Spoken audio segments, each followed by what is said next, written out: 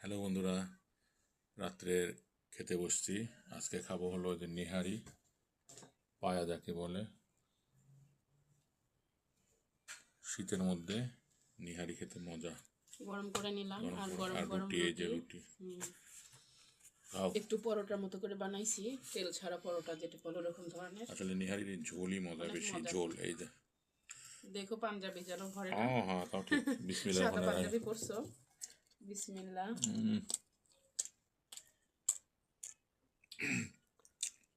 কোনো কথা হবে না, এক কথায় অসাধারণ। কেমন মজা, তুমি খাই, তুমি তো বলো, আমি তো রান্না করছি এটা। তোমার কেমন লাগতেছে? মজা। তোমার পিসটা অনেক বড়। তুমি তো দিলে ভালোবাসি আমাকে এটা। আরও আছে, তুমি সমস্যা নিয়ে নেই। নাও এটা। না সমস্যা নেই, এখানে আছে। এই যেটা নাও।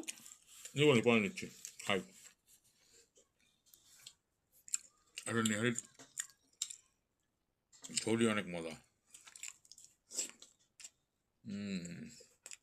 এটা আসলে এক নেহারির মতো কিছু টেস্ট, আর ভাত দিয়ে খাওয়ার মতো, মানে গোশের মতো রান্না করলে, দুই রকমের। গরুর গোশ রান্না করলে এরকম একটা টেস্ট।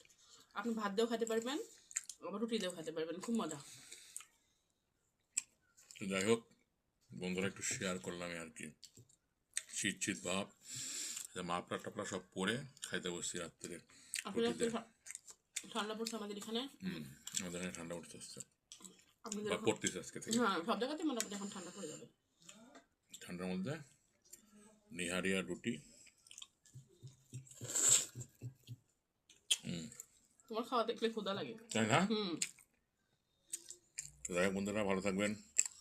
এমনি একটু শেয়ার করলাম আর কি। আল্লাহ হাফেজ। আল্লাহ হাফেজ বন্ধুরা।